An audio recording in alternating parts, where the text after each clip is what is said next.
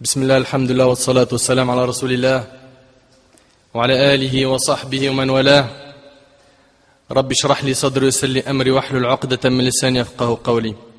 Mes frères et sœurs, on commence aujourd'hui avec l'aide d'Allah Tabaraka wa Ta'ala une nouvelle série sur la foi du musulman où l'on détaillera avec l'aide d'Allah Tabaraka wa Ta'ala les 6 piliers de la foi.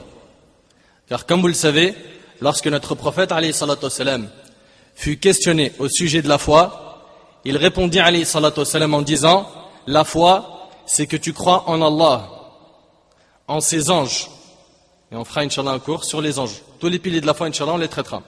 En ses anges, en ses livres, en ses messagers, au jour dernier, et que tu crois au qadr, au destin, touchant le bien et le mal, rapporté par Muslim, selon Omar radiallahu anhu. Cette série aura pour but de répondre à des questions essentielles que se posent un grand nombre de gens parmi les musulmans et les non-musulmans. La foi musulmane est nécessaire à l'être humain comme l'eau et l'air, car privé d'elle, il se sent perdu. La foi musulmane est la seule apte à répondre aux questions qui ont troublé l'esprit humain et même de nos jours le préoccupent sans cesse. Ces questions sont: d'où je suis venu? D'où vient cet univers? Qui l'a créé? Comment en est le créateur? Qui a créé le créateur? Quels sont ses noms? Pourquoi nous a-t-il créé ainsi que l'univers? Quel est notre rôle dans cet univers? Quelle est notre relation avec le créateur qui nous a créés? Existe-t-il un monde invisible? Existe-t-il d'autres créatures intelligentes à part l'être humain? Y a-t-il une autre vie après la mort? Si oui, comment sera-t-elle? Mes frères et sœurs, avec l'aide d'Allah Tabaraka wa Ta'ala, nous tenterons de répondre à toutes ces questions à travers cette série qui, j'espère, sera bénie et utile à l'ensemble de la communauté. Avant de commencer cette série, je demande à Allah Azza wa Jal de me faciliter la tâche, car certes, elle est lourde. Cela fait un temps que je voulais la traiter cette série. Et grâce à Allah Azza wa Jal, aujourd'hui on commence. Je demande donc à Allah Tabaraka wa Ta'ala de m'accorder la sincérité, de me faire prononcer la vérité, et je lui demande de faire en sorte que cette série renforce la foi de nos frères et sœurs afin qu'ils puissent adorer Allah Azza wa Jal comme il se doit, sans avoir le moindre doute dans le cœur. Mes frères et sœurs, celui qui n'a pas la foi en Allah vit dans une gêne permanente, comme l'a été ce poète. Écoutez avec moi ces passages, écoutez ce que dit ce poète. Ce poète dit: je suis venu sans savoir d'où, mais je suis venu. J'ai vu un chemin devant moi et j'ai marché. Je marcherai, que je veuille ou non. Comment je suis venu? Comment j'ai vu mon chemin? Je ne sais point. Suis-je nouveau ou ancien dans ce monde? Suis-je libre ou prisonnier dans les chaînes? Suis-je maître de moi-même dans ma vie ou mené en laisse? J'espère le savoir, mais je ne sais point. Mon chemin. Qu'est-ce que mon chemin? Long ou court? Est-ce que je monte ou je descends et je m'enfonce? Vous avez vu la personne qui est loin d'Allah, qui n'a pas la foi musulmane, peut se poser ces questions. Mon chemin. Qu'est-ce que mon chemin? Long ou court? Est-ce que je monte ou je descends et je m'enfonce? C'est moi qui suis en marche ou c'est le chemin qui marche? Ou nous deux immobiles alors que le temps court? Je ne sais point. Ma poésie. Quand j'étais dans le monde invisible, est-ce que je savais que j'y étais enterré et que j'apparaîtrais et que je serais? Ou bien j'étais ignorant? Je ne sais point. Est-ce que, avant que je ne devienne un homme complet, j'étais effacé ou inexistant, ou alors j'étais quelque chose? Pour ce mystère, y a-t-il une solution? Ou restera-t-il éternel? Je ne sais pas. Pourquoi je ne sais pas? Je ne sais point. Quelle irrésolution, quelle angoisse suscitée par cet anonymat à l'esprit humain. Les jeunes et les moins jeunes du XXIe siècle ont perdu la connaissance des grandes vérités sans lesquelles ils n'auront pas de vie paisible. Mes frères et sœurs, celui qui a la foi en Allah est le plus heureux du monde. Car avec la foi, tu pourras répondre à tes questions existentielles, chose qui te permettra de trouver la paix intérieure. la sérénité, la quiétude. Et pour goûter à la plus grande richesse, qui n'est pas celle de l'argent, ni les biens éphémères de ce bas monde, pour goûter à la plus grande richesse, qui est la foi, sache que tu en es capable. Et peu importe ta personnalité, ta mentalité, ton caractère et ton environnement, que tu sois en mode fashion, à la mode, noyé dans l'argent, que tu sois dans le rap, R&B, hard rock, dans le show business, dans la politique, dans la finance ou autre, sache qu'en faisant un effort pour acquérir la foi en Allah, le Créateur, le Tout-Puissant, tu trouveras la paix intérieure. Cette paix intérieure ne se trouve qu'auprès d'Allah. Cette paix intérieure ne se trouve qu'auprès d'Allah. On ne l'achète pas avec l'argent. Ce n'est pas un bien matériel. Toi qui veux goûter à la douceur de la foi, écoute avec moi cette parole du prophète alayhi salatu wassalam. Selon Sa'd ibn Abi Waqqas radiyallahu anhu, Al-Abbas ibn Abd al-Muttalib radiyallahu anhu an jami' al-Sahaba rapporte avoir entendu le prophète alayhi salatu wassalam dire à goûter à la douceur de la foi qui, écoute bien, celui qui est satisfait de Dieu comme Seigneur. Ça c'est un.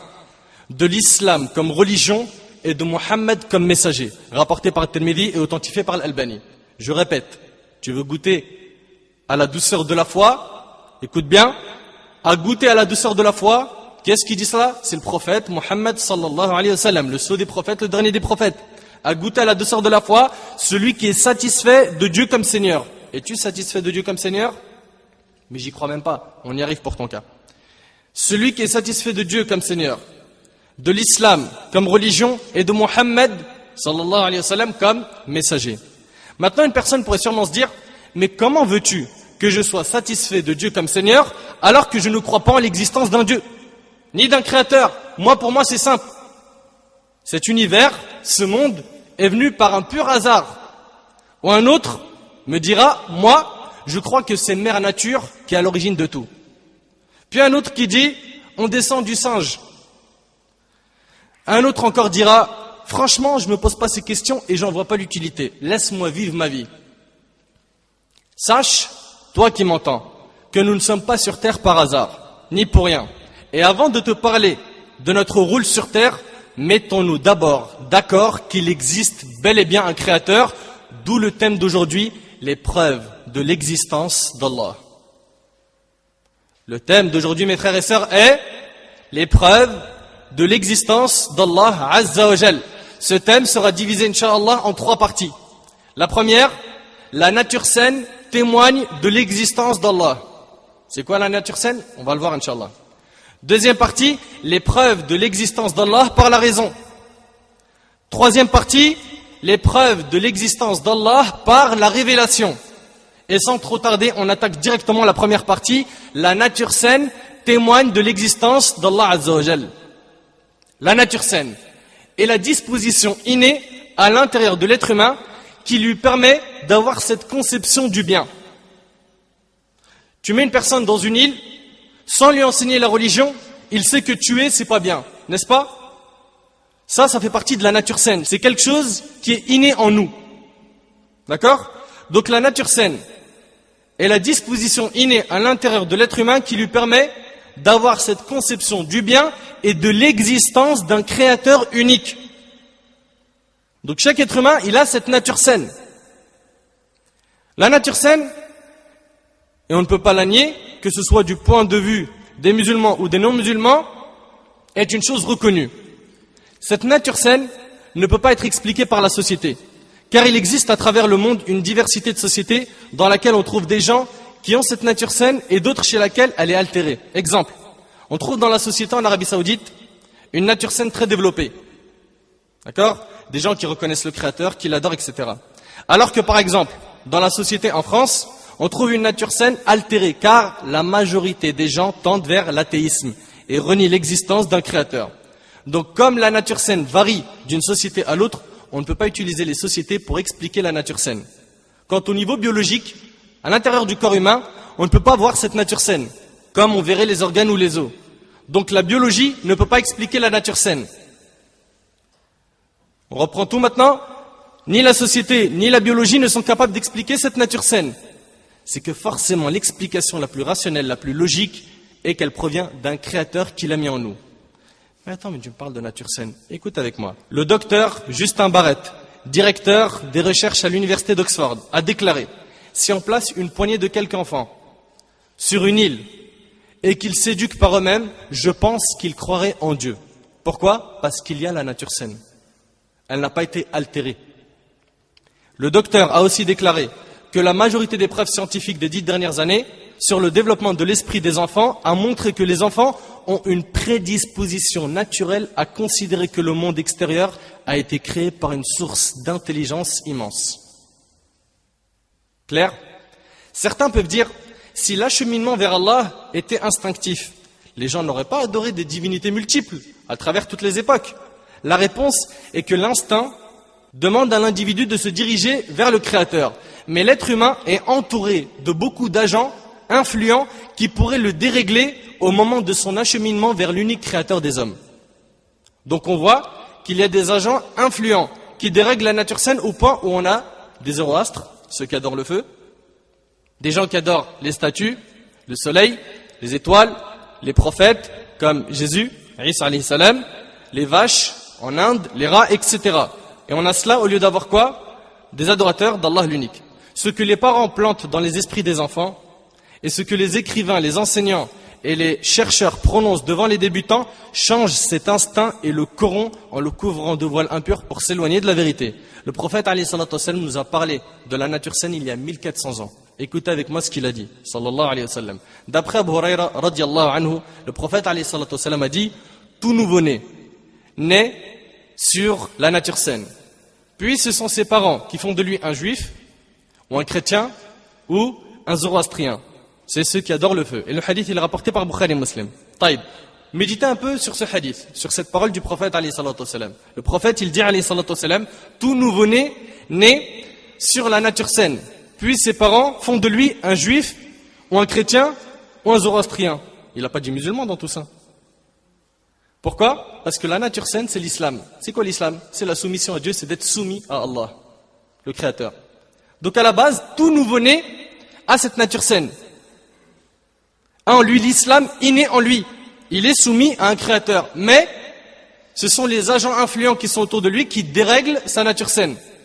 Ses parents, l'école, l'éducation, tout ça après dérègle sa nature saine. Il se retrouve après à adorer le soleil. Pourquoi? Son père lui a dit: c'est le soleil le Créateur. C'est notre seule et unique divinité, etc. C'est donc le premier point de ce ders. La nature saine témoigne de l'existence de Dieu. Deuxième partie du ders de cette conférence, l'épreuve de l'existence d'Allah par la raison. Mes frères et sœurs, pour entamer ce point, je vais vous demander d'utiliser votre raison pour réfléchir comme vous savez bien le faire sur l'univers qui nous entoure. Mes frères et sœurs, pour prouver l'existence d'Allah, le Créateur, le Tout-Puissant, par la raison, on va voir deux choses pour prouver l'existence du Créateur. 1, la création de l'univers. 2, le design parfait de l'univers. La création de l'univers, c'est le premier point. Mes frères et sœurs, de manière générale, on s'est tous posé cette question un jour. D'où vient l'univers? Il y a 3 possibilités pour la création de l'univers aujourd'hui. Soit 1, l'univers a apparu du néant. 2, il s'est créé lui-même. 3, il a un créateur. Il n'y a que 3 possibilités. Je répète, l'univers a apparu du néant. La deuxième possibilité, c'est qu'il s'est créé lui-même. La troisième, c'est qu'il a un créateur. Prenons chacune de ces possibilités et analysons-la. La première possibilité, l'univers a apparu du néant. L'univers ne peut pas apparaître du néant. Car la seule chose qui peut naître à partir du néant, c'est quoi? Rien. C'est logique. Le néant ne crée rien. Est-ce qu'on est d'accord? Le néant ne crée rien. Et pour ceux qui disent que l'univers a apparu du néant, nous disons que, écoutez bien, celui qui dit que l'univers a été créé sans créateur ressemble à quelqu'un qui va nous dire que cette belle mosquée que vous voyez a existé un jour sans constructeur et sans construction. Est-ce logique? Qui pourrait croire cela? Cela signifie qu'un beau jour elle a apparu de nulle part. Personne ne pourrait croire cela. Personne ne peut croire à ce genre de paroles. Donc comment peut-on croire que ce vaste univers a été créé un jour à partir de rien, du néant? Pour une mosquée, on n'y croit pas. Qu'en est-il de l'univers en entier? Mes frères et sœurs, en supposant que cela est vrai, d'accord? En supposant que l'univers a apparu du néant, d'accord? On suppose que c'est vrai. Qui a donc empêché le néant de continuer à créer comme il a créé dans le passé l'univers? Qui a donc empêché le néant de continuer à créer comme il a créé dans le passé l'univers? Pourquoi? Pourquoi est-ce que le néant n'a créé que l'univers et il s'est arrêté? Pourquoi il n'a pas continué à créer des choses? Pourquoi nous ne voyons pas maintenant des choses qui se font créer à partir du néant? Pourquoi nous ne voyons pas à l'instant un homme se faire créer à partir de rien et qui dirait bonjour, je viens d'être créé à partir du néant? Pourquoi on n'a pas ça? Pourquoi demain est-ce qu'on ne trouverait pas aux Champs-Élysées, en plein milieu de la rue, une montagne apparaître à partir de rien, du néant? Pourquoi? La réponse, on la répète, le néant ne crée rien. Est-ce qu'on est d'accord? On est bien d'accord? Très bien. Donc, on a dit, première possibilité, c'est que l'univers a apparu du néant. Ça, c'est une affaire classée. Taïb. Deuxième possibilité, l'univers s'est créé lui-même. L'univers s'est créé de lui-même. C'est complètement absurde. Pourquoi? C'est comme si ma mère s'était donné naissance à elle-même. Donc ma mère existe, mais en même temps, elle n'existe pas, car elle ne s'est pas encore donné naissance à elle-même. Comment l'univers peut-il exister et ne pas exister en même temps? C'est un paradoxe et c'est une impossibilité au niveau de la logique. Et en parlant de création, hélas, certains athées disent que la nature est à l'origine de la création des humains, des animaux et de l'univers. Alors ils disent que la nature est à l'origine de la création des humains, des animaux et de l'univers. Très bien. La nature, qui n'a pas de science, n'a pas de sagesse, ne voit pas, n'entend pas, est donc à l'origine de la création.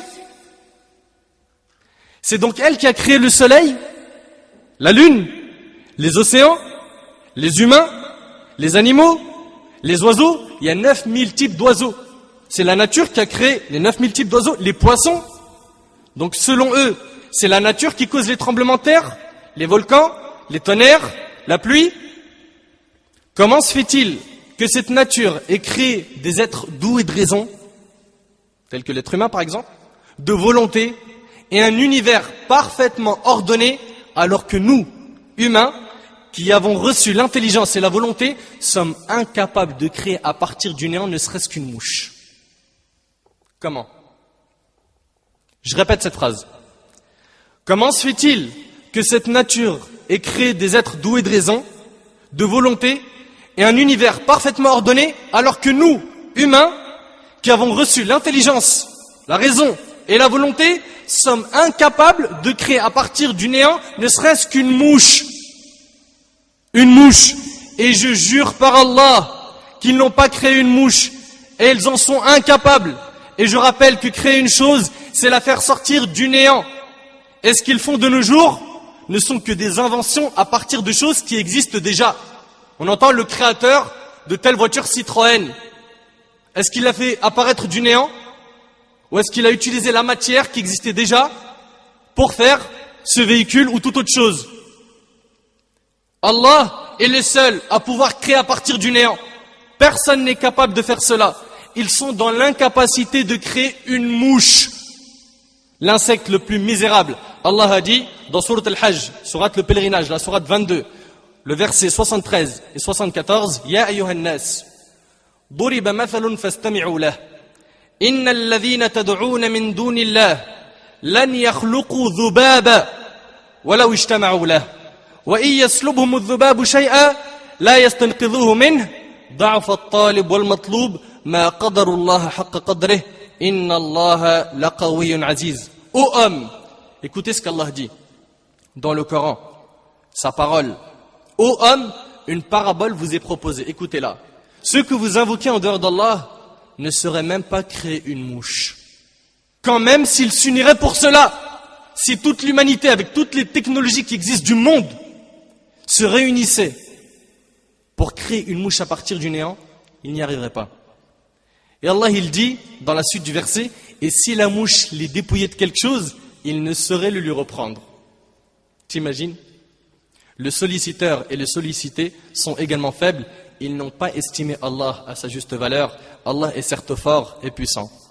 Donc, la deuxième possibilité qui est que l'univers s'est créé lui-même, est-ce que c'est valable?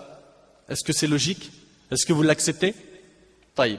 Troisième possibilité, l'univers a un créateur. Et là on parle que logique et qu'avec la raison. Après cela, bien sûr, on va apporter des preuves de la révélation du Saint-Coran. Troisième possibilité, l'univers a un créateur. La meilleure explication, la plus logique, la plus sensée, la plus raisonnable, c'est que l'univers a un créateur. Et si tu médites sur les créatures qui naissent chaque jour, les êtres humains, les animaux, les plantes, et que tu réfléchis sur tout ce qui existe, à savoir le soleil, la lune, le vent, la pluie, le jour, la nuit, les étoiles, les planètes, etc., tu ne pourras que dire que tout cela ne vient pas du néant, car le néant crée rien. Mais tout cela a bel et bien un créateur. Toi, par exemple, qui es athée, qui dit qu'il n'y a pas de créateur, écoute-moi attentivement. Dans notre vie, absolument tout ce qui nous entoure a un créateur. D'accord? Et quand je dis un créateur ici sur Terre, c'est quoi? C'est qu'ils ont créé à partir de la matière existante. Car ils sont incapables, et je le répète encore une fois, de faire quoi? De créer à partir du néant. Par exemple, le micro que j'ai ici, à quelqu'un qui l'a créé ou inventé. N'est-ce pas? Pareil pour mon téléphone portable, la mosquée où on se trouve. N'est-ce pas? Et ainsi de suite. Maintenant, savez-vous pourquoi tous ces objets ont un créateur, ou quelqu'un qui les a inventés? Tout simplement parce qu'à un moment donné, ces objets ont commencé à exister. C'est logique. C'est logique ou pas? Logique, très bien. À partir du moment où une chose a commencé à exister, alors cette chose a forcément quoi? Un créateur. Quelqu'un qui l'a fabriqué, qui l'a inventé.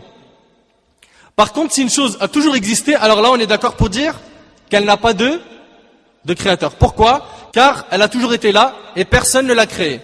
Donc en utilisant notre logique, on est tous d'accord pour dire qu'à partir du moment où une chose a commencé à exister, c'est qu'elle a forcément un quoi? Un créateur. Est-ce que tu peux me dire que tes chaussettes que tu portes viennent du néant? Ta voiture, ton immeuble, t'es venu d'un coup, t'as trouvé un immeuble poussé comme ça, hop, du néant? Non. Toute chose à quoi? À un créateur. Très bien. Maintenant, est-ce que vous savez que les scientifiques disent que l'univers dans lequel on vit n'a pas toujours existé, mais il a commencé à exister avec quoi? Le Big Bang. Donc les scientifiques disent que l'univers a commencé un jour à quoi? À exister. Il n'existe pas depuis toujours. L'univers a commencé à exister avec le Big Bang, il y a environ 14 milliards d'années. La plus grosse explosion de l'histoire de l'humanité, à partir de laquelle s'est formé l'univers, qui contient le temps et l'espace, et la matière. Donc logiquement, si l'univers a commencé à exister un jour, c'est qu'il a quoi? Un créateur. Ah ben ça va, c'est facile. Jusque-là ça va? Objection? Il n'y en a pas? Plus ou moins? Taïb, garde l'objection et écoute encore. Donc, logiquement, cet univers a un créateur. S'il a commencé à exister, à un moment précis, et ils disent que c'est à partir du Big Bang que tout a commencé, c'est qu'avant, il n'existait pas. Et s'il a commencé à exister, c'est qu'il a un créateur. On est d'accord. Allah subhanahu wa ta'ala a dit dans Surat Al-Hashr, l'Exode, Surat 59, verset 24, « Huwa Allah, al-Khaliq, al-Bari, al-Musawwir, lahu al-asma'u al-husna, yusabbihu lahu ma fi as-samawati wal-ard, wa huwa al-aziz al-hakim. » Allah dit dans le Coran, c'est lui Allah, le créateur. Celui qui donne un commencement à toute chose. Celui qui donne un commencement à toute chose. Le formateur, à lui les plus beaux noms. Tout ce qui est dans les cieux et la terre le glorifie et c'est lui le puissant, le sage. Dans une étude parue dans la revue Le Cosmos de l'année 1893, le professeur Mominia écrit concernant l'existence de Dieu. Écoutez bien. Et si on parle d'un professeur non musulman, d'une personne qui était réputée, il dit, si nous supposons, en raisonnant par l'absurde, que l'univers a pris existence sans l'intervention d'un être capable d'agir, doué de volonté et libre de choisir, et si nous supposons que les hasards répétés sont parvenus à faire un homme, est-il pensable que ces mêmes hasards créent un autre être lui ressemblant parfaitement dans sa forme apparente et différent de lui dans sa conformation interne, à savoir la femme, et ce, dans le but de peupler la terre par les humains et d'en perpétuer l'espèce. Donc c'est la nature qui a créé l'homme, et la nature elle est tellement intelligente qu'elle a créé pour l'homme une créature qui lui permet de quoi? De perpétuer cette espèce. À partir de ce moment-là, on sait en utilisant notre logique que l'univers a un créateur. Après ça, certains diront que ce créateur c'est Allah, d'autres vont dire que c'est Jésus, d'autres c'est Bouddha, et tous les autres noms que les gens ont donnés à ce créateur. Nous, en tant que musulmans, le Coran nous pousse à réfléchir, à penser, à méditer.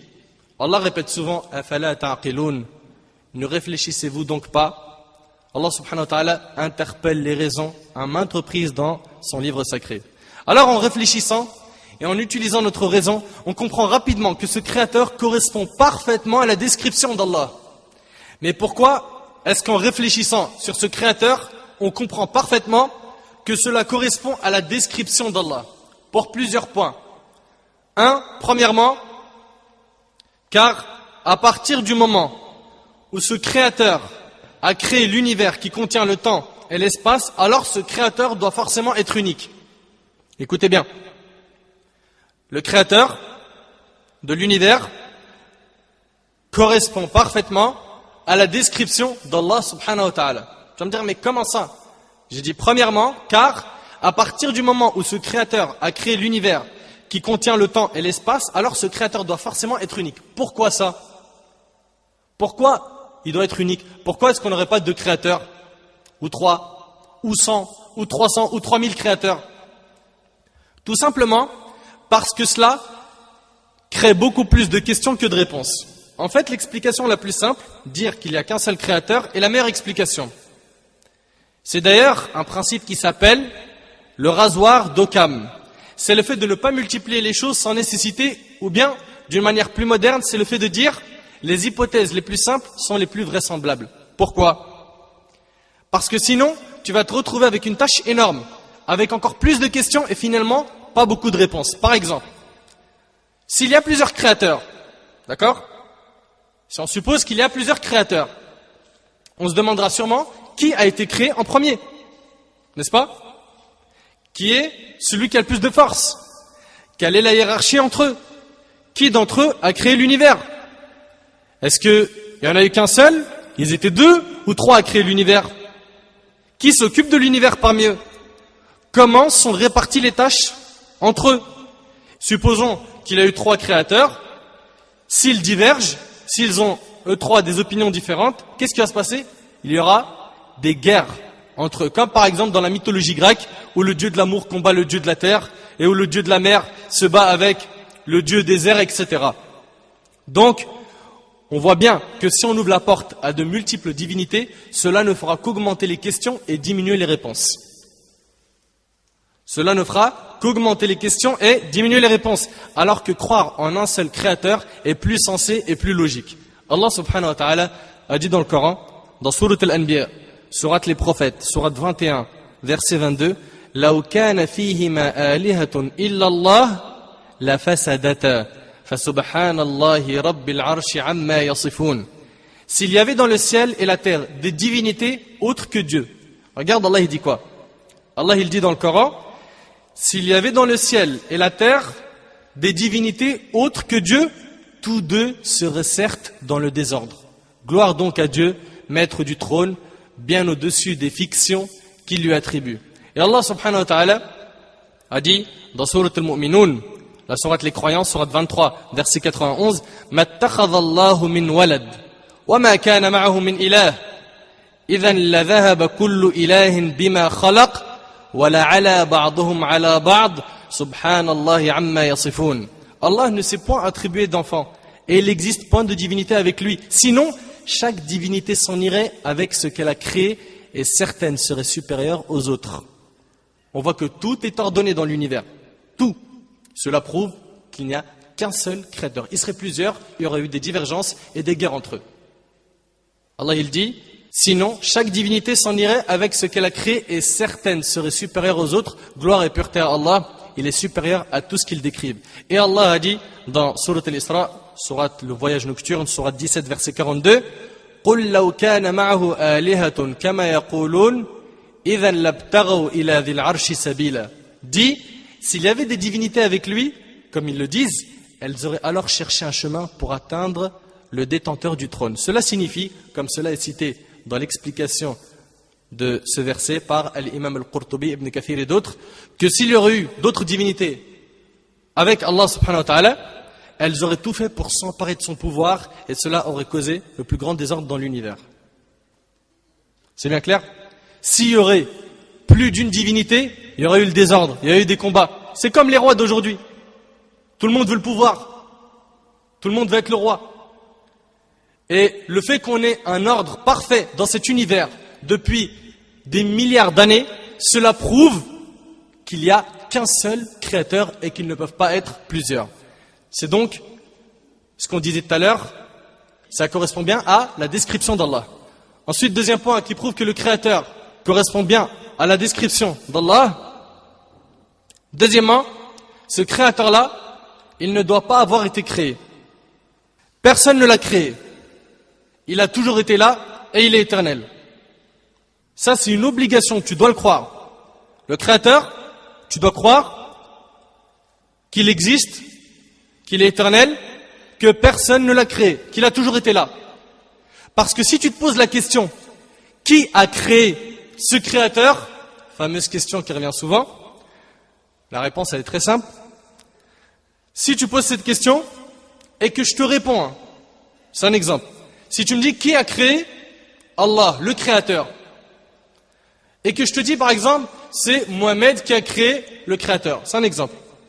Tu vas me dire quoi? Et qui a créé Mohamed? Je vais te dire c'est Ibrahim. Et qui a créé Ibrahim? Je vais te dire quoi? C'est Ahmed. Et ainsi de suite. Donc le fait de poser la question, qui a créé le créateur de l'univers? Ceci ouvre la porte à l'infini. Et l'univers n'aurait jamais été créé par le premier créateur. Comment ça? Un petit exemple. Un exemple très simple dans une entreprise. Je suis un employé dans une entreprise. J'ai besoin de prendre des vacances. D'accord? J'ai besoin de prendre des vacances. Alors je vais voir mon manager qui lui me dit, tu veux des vacances? Très bien. Attends que je demande la permission à mon supérieur. Et mon supérieur, tu devras attendre parce que lui aussi doit demander la permission à son supérieur. Et ce supérieur doit aussi demander la permission à son supérieur, etc. Imaginez maintenant que chaque supérieur doit demander à son supérieur jusqu'à l'infini. Au final, est-ce que vous pensez qu'un jour j'aurai des vacances? Non. Clair et net? Non. De la même manière, le créateur ne peut pas avoir de créateur, car il y aurait eu le problème de l'infini et l'univers n'aurait jamais pu être créé. Donc, premièrement, on a dit le créateur est unique.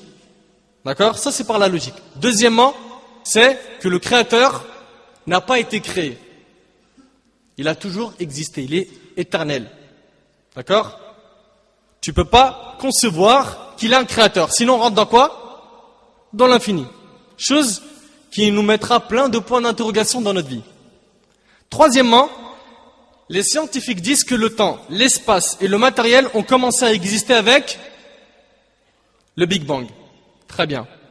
Et comme le créateur existait avant le Big Bang, cela signifie que le créateur n'est pas limité par le temps, l'espace et qu'il est immatériel. Donc le créateur doit être immatériel, intouchable, impalpable, c'est-à-dire en dehors de l'univers qui contient lui le matériel. Le créateur ne doit pas ressembler à la création. Car si le créateur ressemblait à la création, ne serait-ce que dans une chose, alors il n'y aurait pas le créateur et la création, mais le créateur serait de la création. Ce point-là, il est fin, et j'espère que vous allez bien comprendre. Je répète, On a dit, le créateur ne doit pas ressembler à la création. Car si le créateur ressemblait à la création, ne serait-ce que dans une chose, alors il n'y aurait pas le créateur et la création. Mais le créateur serait de la création. Et donc, il n'y aurait que de la création. Pas de créateur. Je ne sais pas si ce point il est compris. On a créateur et création. Si le créateur est limité par le temps, c'est qu'il va un jour mourir. Par l'espace, c'est qu'il ne pourra pas tout contrôler. Par le matériel, si par exemple il a besoin de manger, de boire, etc., c'est qu'il a des faiblesses. S'il a besoin de dormir, c'est qu'il a des faiblesses et il ne pourra jamais gérer cet univers. Donc il est au-dessus de tout ce qu'il a créé, le temps, l'espace et le matériel. Et s'il est au-dessus du temps, de l'espace et du matériel, c'est qu'il ne ressemble absolument pas aux créatures. C'est que le créateur, s'il ne possède ne serait-ce qu'une chose de celle de sa création, c'est que lui-même fait partie de quoi? De cette création. Et au final, on a création et création, on n'a pas créateur et création. Donc après la logique, on voit que le créateur doit être unique, non créé, et il ne doit pas ressembler à sa création. C'est exactement ce que nous dit le Coran. Dans quelle sourate? Sourate Al-Ikhlas. La sourate 112. قل هو الله أحد الله الصمد لم يلد ولم يولد ولم يكن له كفوا أحد. Allah il dit, il est Allah unique. Donc on voit donc il est unique. Allah le seul à être imploré pour ce que nous désirons. Il n'a jamais engendré, n'a pas été engendré non plus. Donc il n'a pas été créé. C'est le deuxième point qu'on a vu tout à l'heure. Et nul n'est égal à lui, rien ne lui ressemble. Tout est résumé dans Surat Al-Ikhlas. Tout. Allah est unique. Il n'a pas d'enfant. Et rapidement, et après on passe, pour ceux qui disent qu'il a quand même des enfants, Jésus c'est le fils de Dieu, c'est très simple. Ils se basent sur quoi? Sur le fait que Marie, alayhi salam, paix sur elle, elle a eu Jésus sans avoir de mari. Donc, Jésus est né d'une mère sans père. C'est pour ça qu'ils disent qu'il est le fils de Dieu. Qu'avec la logique, Adam, il a un père, il a une mère, c'est le premier parmi les créatures. Il a été créé sans père et sans mère. Pourquoi est-ce qu'ils ne disent pas qu'il est le fils de Dieu? N'est-il pas plus en droit, selon leur logique, qu'il soit lui le fils de Dieu? Donc on voit que ces paroles tombent à l'eau rapidement. Allah, subhanahu wa ta'ala, le créateur, rien n'était avec lui lorsqu'il n'avait pas créé le ciel et la terre. Selon Imran ibn al-Husayn, radiallahu anhu, le prophète alayhi salatu wassalam, a dit Allah était et rien n'était avant lui. Il y a 1400 ans, il dit Allah était et rien n'était avant lui et son trône était sur l'eau, rapporté par le Bukhari. Il est donc le premier, il n'existait rien avant lui. Le dernier et nulle chose n'existera après lui. Allah n'a pas de commencement dans le temps, il est éternel. Allah qui a créé le temps et l'espace est nécessairement au-dessus de ces deux dimensions. Il ne peut être lié aux lois spatio-temporelles. Donc voici un résumé du premier point qui était la création de l'univers. Maintenant on va voir le design parfait de l'univers. Pour ceux qui disent que l'univers provient du hasard, nous leur disons que le hasard est, ça c'est dans les définitions des dictionnaires, le hasard dans le dictionnaire français, c'est un événement dont on ne peut expliquer l'apparition. D'accord? Dont on ne peut expliquer l'apparition. Donc ils disent que l'univers est venu par hasard. Or, ils le disent eux-mêmes qu'il y a eu un Big Bang. Et parmi la définition du hasard, c'est qu'on ne peut le prévoir. C'est quelque chose qui n'est pas ordonné, quelque chose qui n'est pas calculé, qui n'est pas structuré. Est-ce que l'univers n'est pas ordonné? Est-ce que tout n'est pas calculé dans l'univers? Donc je reviens à dire que pour ceux qui disent que l'univers provient du hasard, on leur dit tout simplement que le hasard est une chose qui n'est pas calculée, d'accord, qui n'est pas ordonnée, alors que cet univers magnifique est entièrement organisé, tout y est calculé.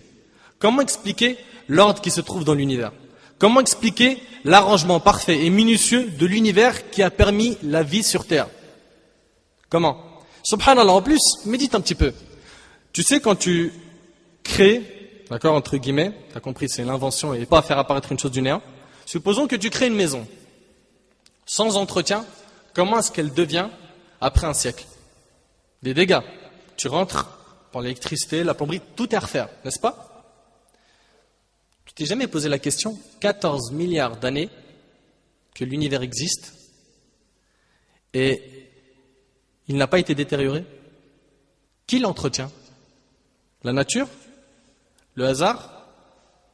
Qui l'entretient? Comment ça se fait que le soleil n'a pas été détérioré?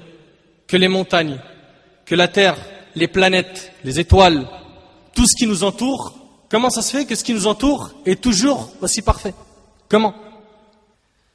Dire que tout ça existe par hasard est absurde. Dire que tout ça existe sans aucun but est absurde, car cela voudrait dire que ça existe par chance. Cela voudrait dire que l'être humain est là par chance. Et nous, on ne peut pas croire ça. Rien qu'avec la logique, tu le refuses. Mes frères et sœurs, prenons l'exemple de mon téléphone portable que vous voyez là.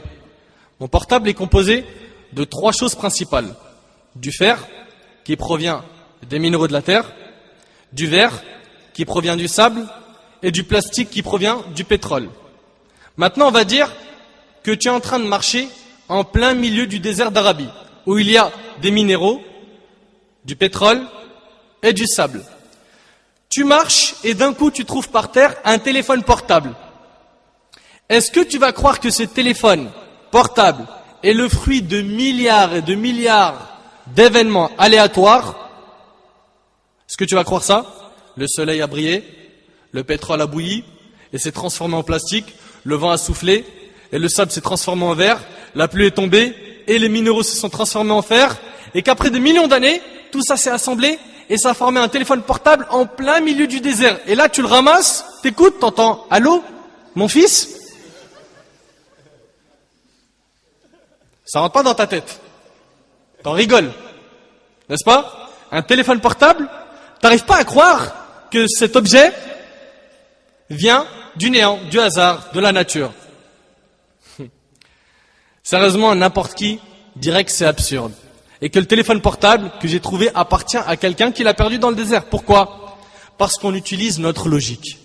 Alors comment ça se fait qu'on n'arrive pas à croire qu'un simple téléphone portable s'est créé par chance dans le désert, mais par contre l'être humain, qui est des millions de fois plus compliqué qu'un portable, il y a juste qu'à analyser le cerveau de l'être humain, qui est plus technique que tous les ordinateurs du monde. Et là certains disent, oui mais dans le cas de l'être humain, il a été créé par chance.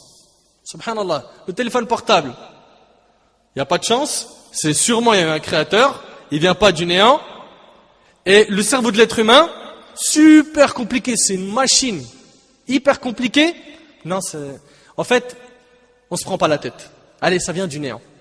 On répète comme tout le monde, c'est la nature, c'est en fait on vient du singe. Non, en fait à la base, on était des poissons, et après blou blou blou blou, on est devenu des singes, et pla pla pla pla pla pla. Où est la logique dans tout ça? Où est la logique dans tout ça? Newton, qui a vécu de 1642 à 1727, était le plus grand astronome et physicien anglais de son siècle. Donc là, on parle d'un homme musulman. On le considérait comme l'un des cerveaux exceptionnels apparus dans le monde. C'est lui qui a découvert la loi de l'attraction universelle en 1687. Il inventa le télescope en 1672. C'est un cerveau. C'est un cerveau. Il trouva les bases du calcul différentiel ainsi que d'autres lois astronomiques. Qu'est-ce qu'il dit Newton? Écoutez bien.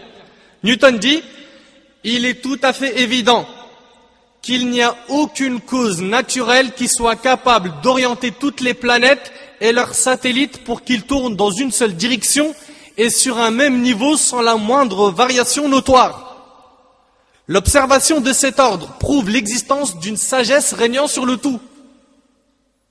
Écoute bien, il dit l'observation de cet ordre prouve l'existence d'une sagesse régnant sur le tout. Aucune cause naturelle n'est capable de donner à ces planètes et à leurs satellites ces degrés de vitesse minutieusement proportionnés à leur distance par rapport au Soleil et au centre du mouvement. Allahu Akbar. Et les exemples sont très nombreux. Mais on voit encore une fois que le Coran nous pousse ici à réfléchir sur le design parfait. Regarde comment Allah interpelle notre raison. Allah dit dans Sourate Al-Baqarah, Sourate la Vache, Sourate 2, verset 164.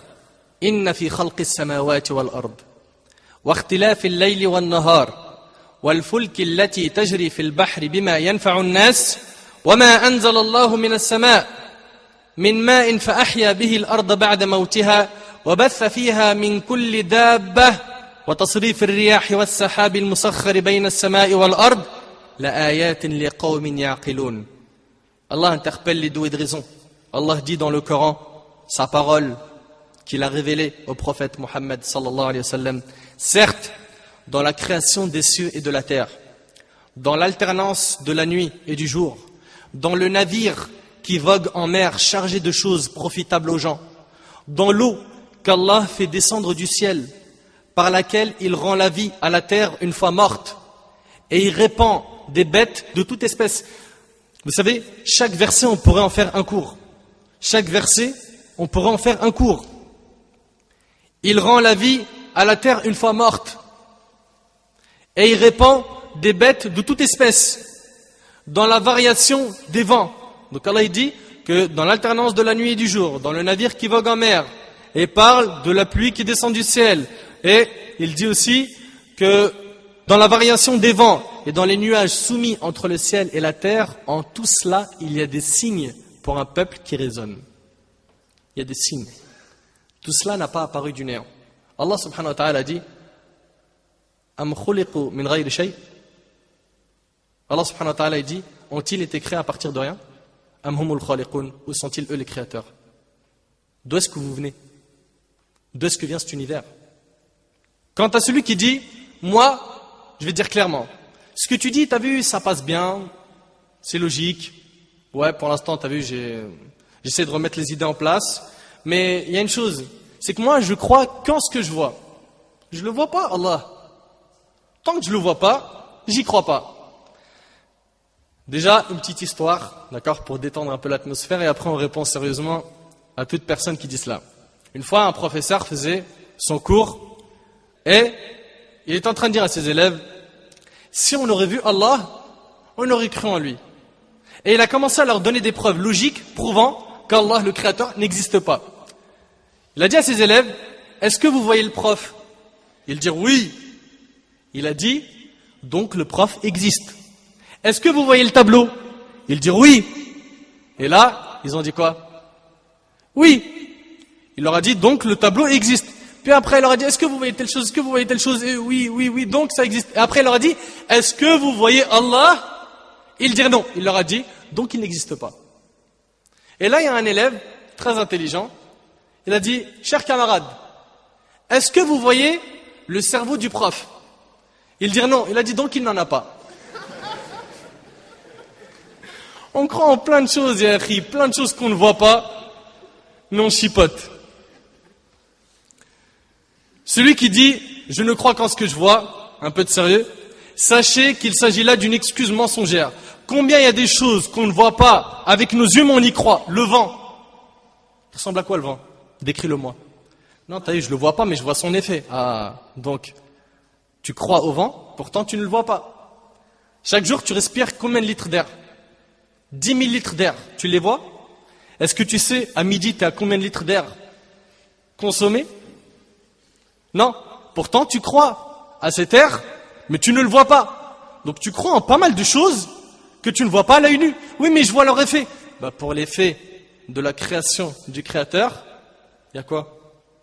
Cet univers, ce monde où tu vis, ta propre personne. Médite simplement sur ton corps. Médite sur le fonctionnement de ton corps. Ceux qui ont étudié un petit peu en biologie, ils peuvent vous le dire. Wallah, c'est impressionnant. Le fonctionnement du corps humain. Et comment est-ce que les profs expliquent ça à chaque fois? La nature fait trop bien les choses. La nature, elle est excellente. T'as vu la nature? Ça, c'est la richesse de la nature. La force de la nature. C'est ce qu'on entend ou pas?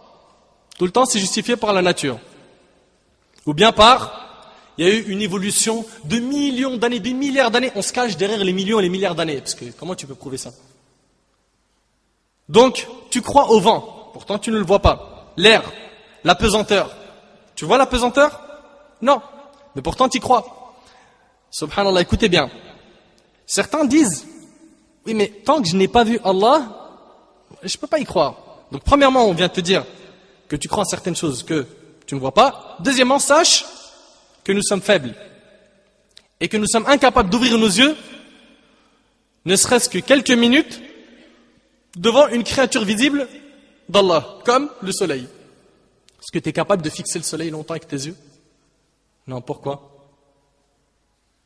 C'est trop dur, n'est-ce pas?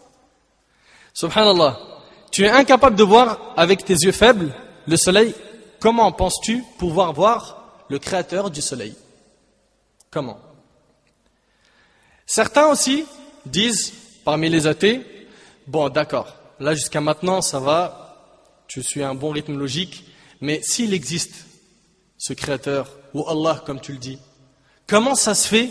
Il y a de l'injustice sur terre, il y a des pauvres, il y a des morts. Pourquoi surtout en plus, chez vous les musulmans, ça se passe mal? Ah, il est où Allah maintenant? C'est ce qu'ils disent, n'est-ce pas? Lors d'une émission télévisée, le grand physicien, c'est pas un musulman, d'accord? D'ailleurs, j'aurais pu prendre plusieurs témoignages de non-musulmans pour cette réponse, mais je me suis contenté simplement d'un témoignage. Et pour ceux qui en veulent plus, qui me contactent sur le net, Inch'Allah, à travers le site. Lors d'une émission télévisée, le grand physicien et astronome canadien Hubert Reeves, résident en France, fut interpellé en ces termes. Quelle est la question à laquelle vous n'avez jamais pu répondre de votre vie? Écoutons-le. Il dit, j'ouvre les guillemets. Voyez-vous, j'ai étudié les galaxies et j'ai découvert qu'il y régnait un ordre parfait. Donc il a vu que, au niveau des galaxies, l'ordre était quoi? Parfait. Puis j'ai étudié le règne végétal et animal et j'y ai constaté la même harmonie. Puis je vois l'homme répandre sur terre le désordre, la guerre, le sang et l'injustice. Il a dit que c'est l'homme qui a provoqué ça. C'est l'homme qui a provoqué ça. Comment se fait-il, dit cet homme-là, ce physicien, comment se fait-il qu'avec cette intelligence qui lui permet de réfléchir, de comprendre et d'admirer cet ordre parfait dans l'univers, il puisse répandre le chaos sur terre? Et en ce qui concerne notre réponse religieuse, Allah subhanahu wa ta'ala nous a tout enseigné dans le Coran, de A jusqu'à Z.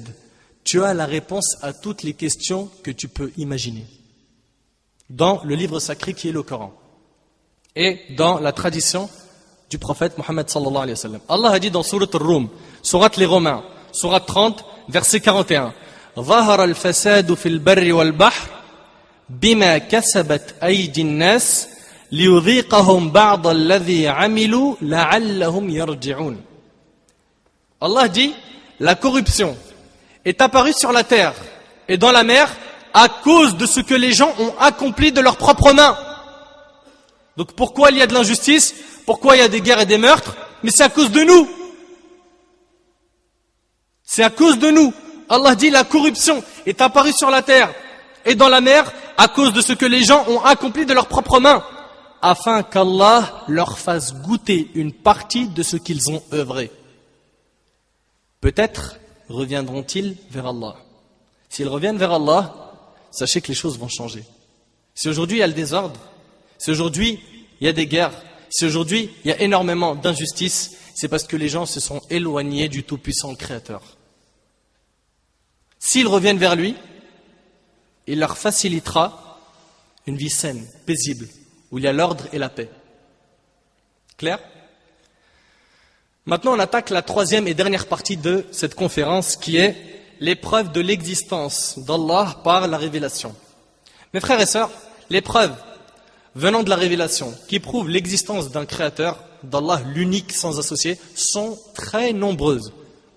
J'aurais pu vous parler du rôle des montagnes, des orbites et de l'univers en rotation, les mers distinctes, l'emplacement du soleil et de la lune, mais je vais me contenter que de 2 preuves, parmi les nombreuses preuves qui prouvent l'existence d'Allah, le Créateur, l'unique. Et pour ce qui est des miracles que je vous ai cités, je vous invite à faire bouger un peu votre curiosité et faites des recherches sur les miracles scientifiques du Coran, vous allez être impressionnés. Vous allez être impressionnés. Donc, je me suis contenté de prendre 2 preuves pour prouver l'existence d'Allah par ces miracles qui sont très nombreux dans le Coran. Un miracle historique un miracle biologique. Le miracle historique. Le Coran nous parle de l'histoire de manière à nous faire réfléchir, penser, méditer sur l'univers, sur notre propre existence, sur les civilisations passées.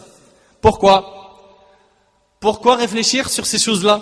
Tout simplement pour prendre conscience de notre réalité. Des civilisations sont venues et sont parties. Alors, n'ayez pas cette arrogance de dire, nous, on a la meilleure civilisation, la meilleure tribu, le meilleur pays, la meilleure culture.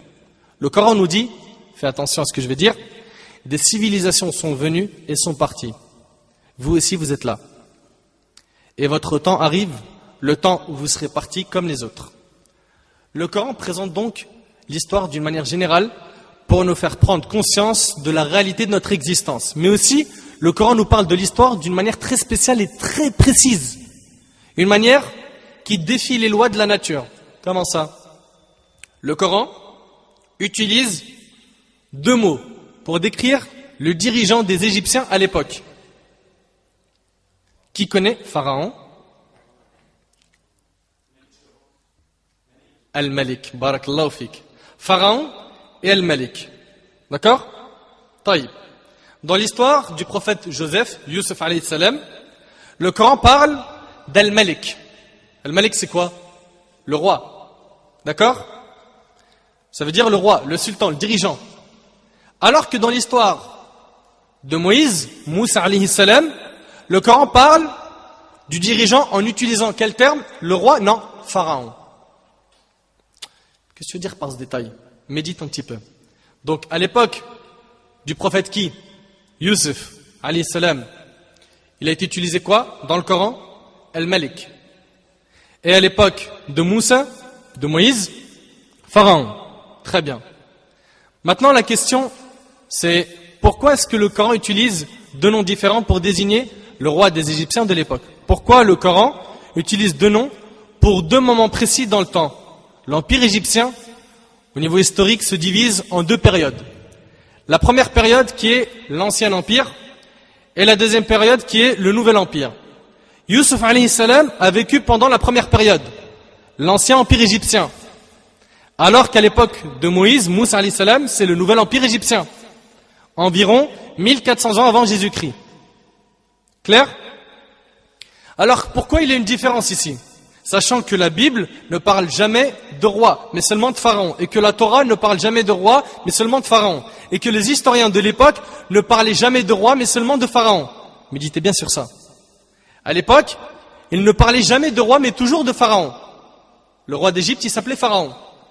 Mais, à l'époque de Youssef alayhi salam, Allah nous dit Al-Malik, le roi. Le Coran s'est-il trompé sur ça? Est-ce que le Coran s'est-il trompé sur ça? Et qu'il aurait dû en fait dire plutôt Pharaon à l'époque de Youssef alayhi salam au lieu de dire Al-Malik, le roi. Et pour vous éclairer un peu, il y a une tablette, une pierre qui s'appelle la pierre de Rosette. Cette tablette date de 196 avant Jésus-Christ. Elle a été découverte quand? En 1799. Cette tablette contenait des écritures hiéroglyphiques et des écritures grecques. Et c'est avec cette tablette où il y avait du grec qu'on a pu déchiffrer le langage des hiéroglyphes. D'accord? La langue des hiéroglyphes était une langue morte depuis très longtemps.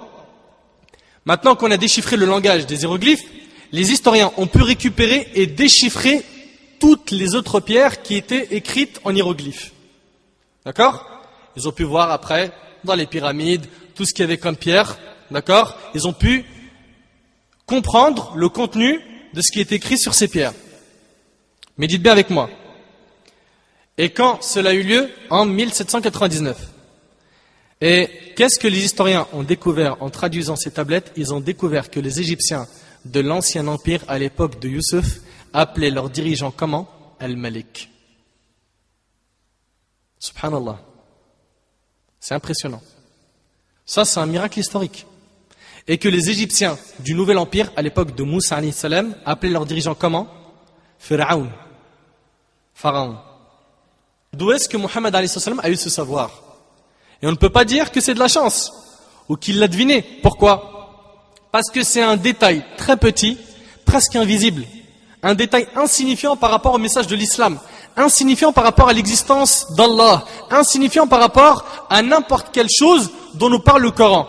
Mais on voit que, subhanallah, même dans le détail le plus insignifiant, la précision du Coran ici nous montre que cette information défie les lois de la nature, car on ne l'a découvert qu'en 1799.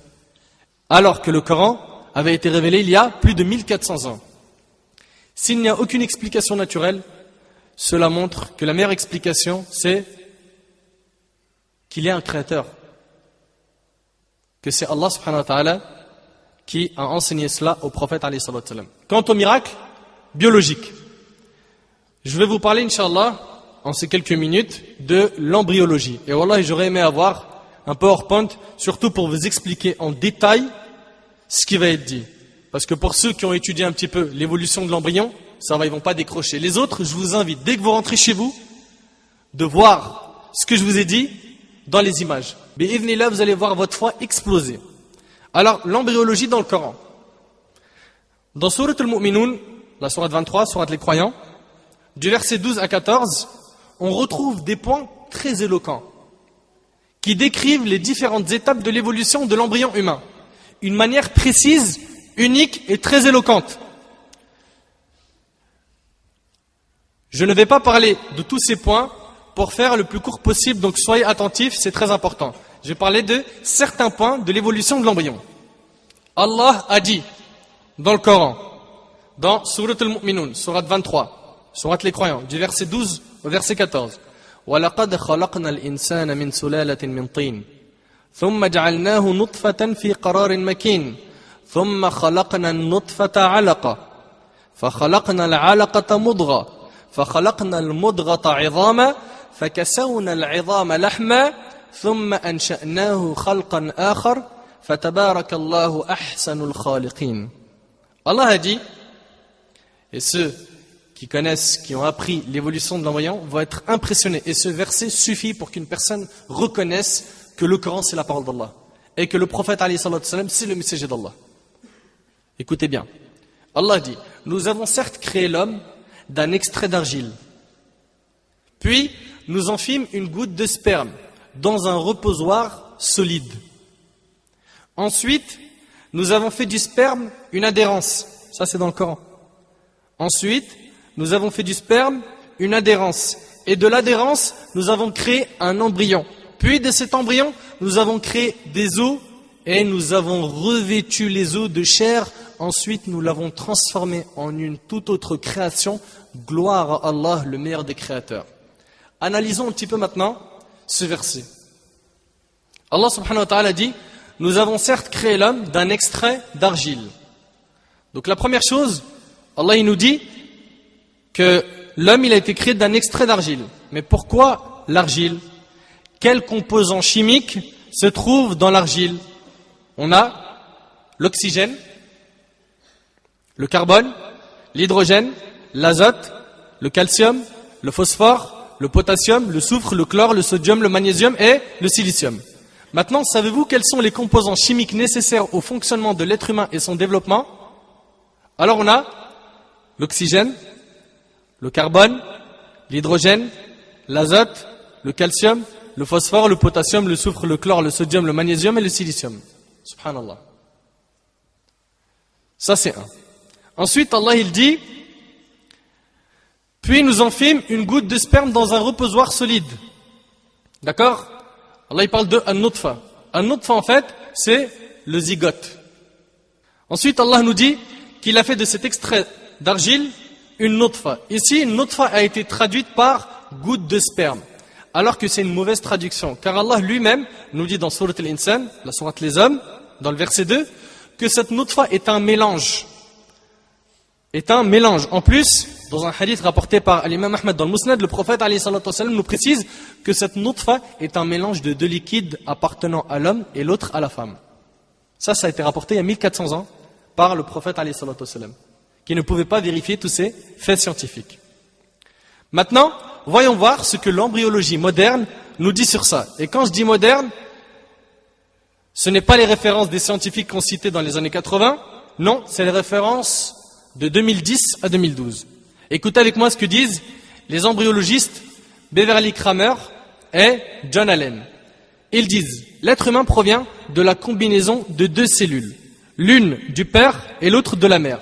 Ensemble, ces deux cellules forment une cellule unique appelée le zygote. C'est à partir de ce zygote que l'embryon grandit.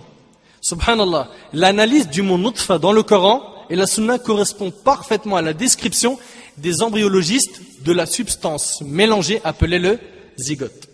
Puis Allah il dit que cette nutfa a été placée dans un endroit sûr, en sécurité. Un endroit sûr, fi qararin makin. Et si encore une fois on voit à quel point les traductions sont incomplètes et que rien ne pourra jamais atteindre la richesse, la beauté, la profondeur de la langue arabe. Qararin en arabe, ça veut dire établir, attribuer, déterminer, préciser, décider, confirmer, affirmer. Et makin, ça veut dire mettre en position de manière ferme. De manière ferme. Et c'est ce qui se passe pour le zygote ou pas? Il est placé d'une manière ferme ou pas? Subhanallah. De manière ferme, de manière solide, dans le sens qui amène la sécurité et la sûreté. Voilà pourquoi Allah a dit fi qararin makin, veut dire dans un endroit sûr, en sécurité. Donc le zygote dont on avait parlé, il se divise en une boule de plusieurs cellules qui sont recouvertes par une membrane extérieure. Et maintenant, comme notre zygote il s'est transformé, on ne l'appelle plus zygote mais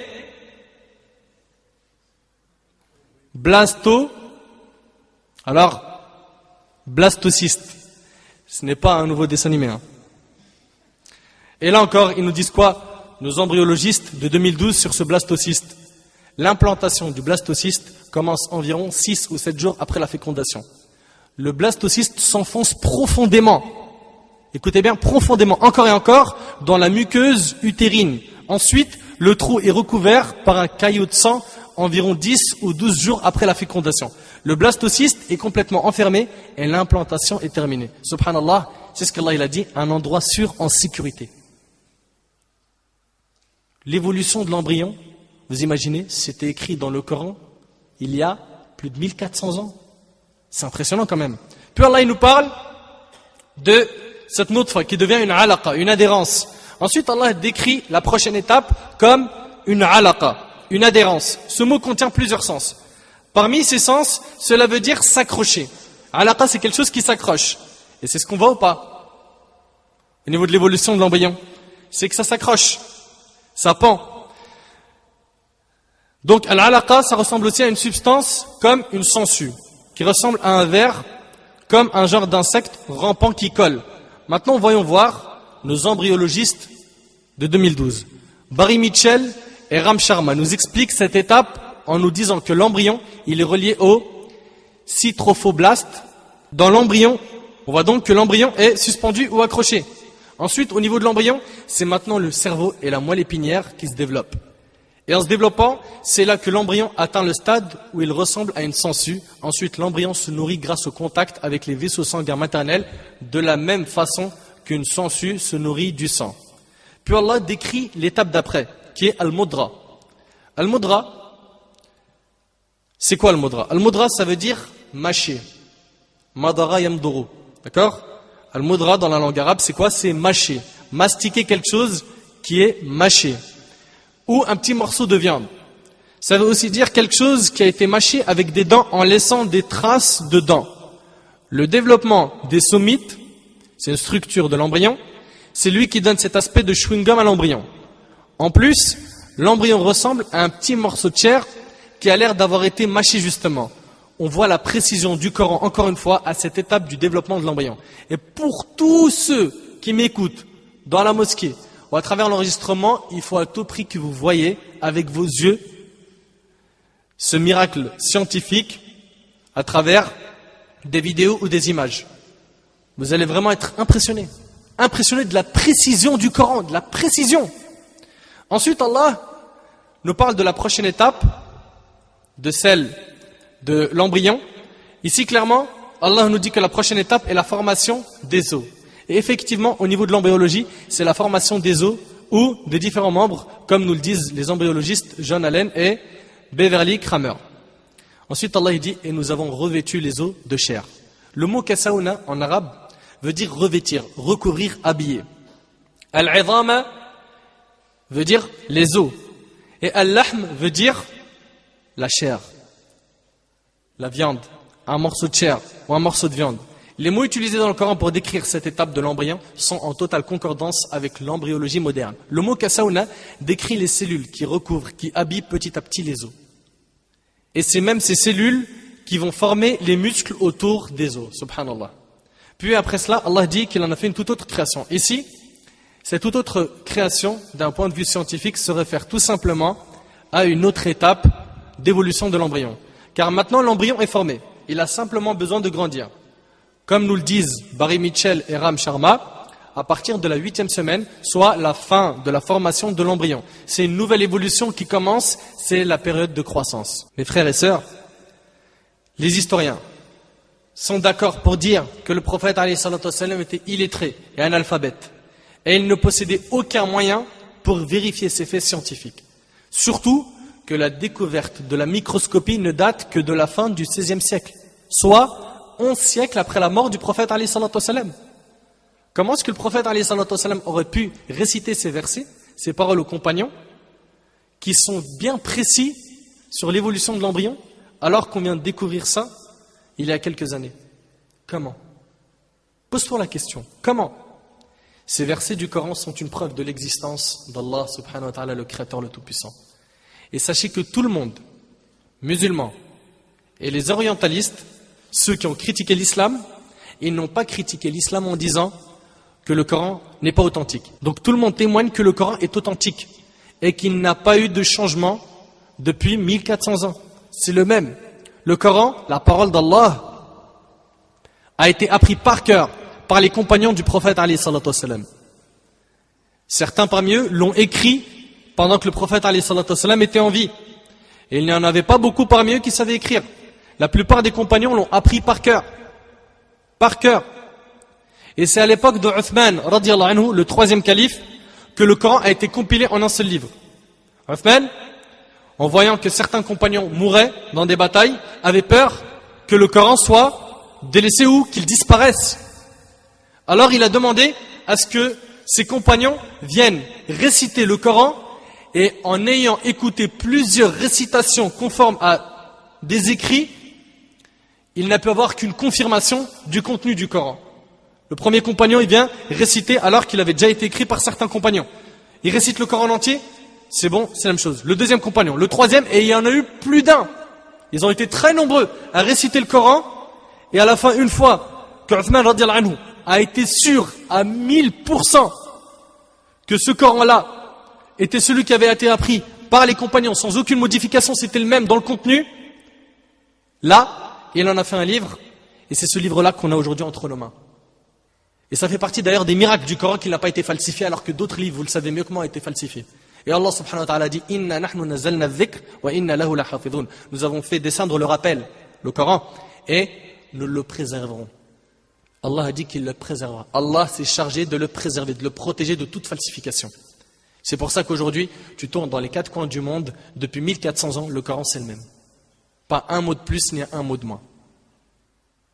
Le Coran, ce miracle de tous les temps, a été la cause de toutes les reconversions que l'on a connues, que l'on entend jusqu'à nos jours. Aujourd'hui, plus les sciences avancent, plus on s'aperçoit que ces choses étaient citées dans le Coran il y a 1400 ans. Et cela prouve que le prophète Mohammed alayhi salatu wassalam était l'envoyé d'Allah, car il a apporté des informations sur des choses à son époque sans aucun moyen technique et scientifique. Conclusion. Mes frères et sœurs, après cette argumentation qui prouve l'existence d'un créateur, chacun de nous doit se poser les questions suivantes. Pourquoi est-ce que ce créateur nous a-t-il créés? Car normalement on est tous d'accord maintenant qu'il y a un créateur. Mais la question qu'on doit se poser c'est, pourquoi est-ce qu'il nous a créés? Quel est notre but sur terre? Sommes-nous sur terre pour manger, boire, travailler, se marier, consommer? Avons-nous un but? Ou est-ce qu'on doit vivre comme ça, sans but?